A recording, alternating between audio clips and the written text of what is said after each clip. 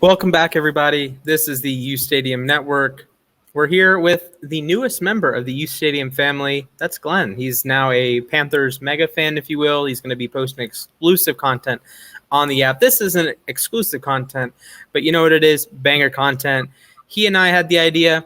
We're going to go through every team, all 32 of them, and pick one guy per team that we think, one new addition to that team. So not Patrick Mahomes, not Aaron Rodgers. One new player for every team that we think is going to be a difference maker on this team, whether it's offense, whether it's defense, whether it's a guy signed in free agency, a guy acquired through trade, or, one of the 259 picks in the draft. I took the AFC. Glenn took the NFC. So let's get it popping. Tennessee Titans, one of my least favorite teams in the NFL. They got this is a slam dunk pick, and I'm not the NFL team, so medical red flags, I don't want to say I ignore them, but I acknowledge them and say, okay, red flag or off the field issues. Red flag, but I'm gonna scout the player, not the situation. Caleb Farley, I believe in my last ranking was either CB1 or I think maybe in like 8, 9, 10, all three corners together. So Horn, Surtain, and Farley. Farley's awesome. In Tennessee, he's going to get to play exactly the role that he gets to play, or exactly a perfect role for him. So if you put J.C. Horn in Tennessee, I don't think it works. Horn's a good player, so he's going to kind of make it work. But The way Tennessee plays defense is pretty aggressive. Kevin Byard's always had been among the league leaders in interceptions several times.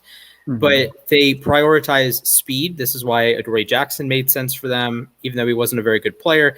Logan Ryan made a lot of plays. Malcolm Butler made a lot of plays.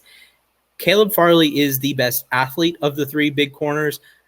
He is not as technically sound as Surtain. He is nowhere near as technically sound as Horn, but he recovers extremely well, and he's going to play a great ball-hawking cornerback role in Tennessee. So if the health checks out, you have a guy that is going to be, I don't want to compare him to Marcus Peters, but could have some Marcus Peters interception numbers. And could be Peters, I believe, was an all-pro year one because he had like 8 interceptions. So good Caleb Farley is going to be top 10 cornerback in the NFL year one. Bad Caleb Farley, you're talking about 20 PFF grade, burnt toast. Is it Philip Gaines? Was he the Broncos?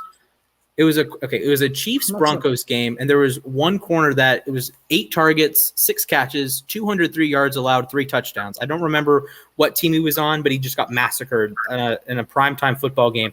Kind of like Benabin Wickery against Julio a few years ago.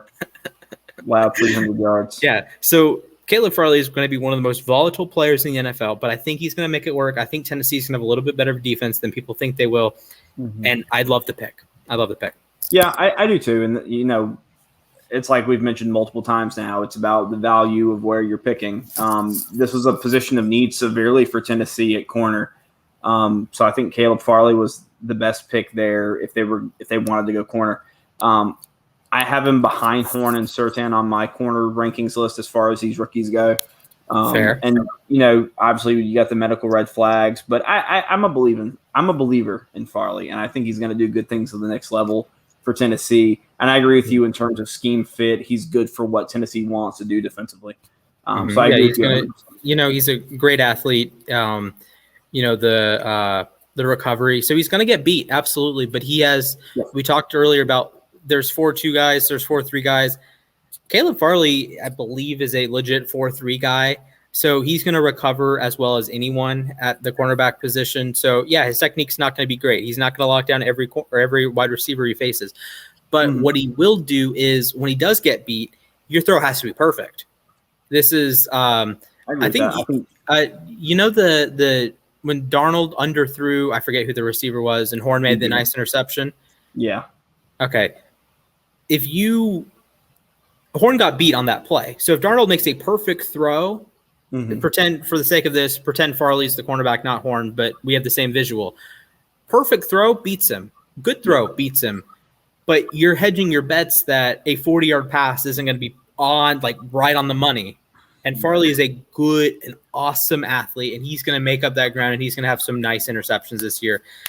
He's going to be very volatile. There could be games that he has 2 interceptions and totally locks down his receiver. There's going to be games that he gets blitzkrieged for 150 yards.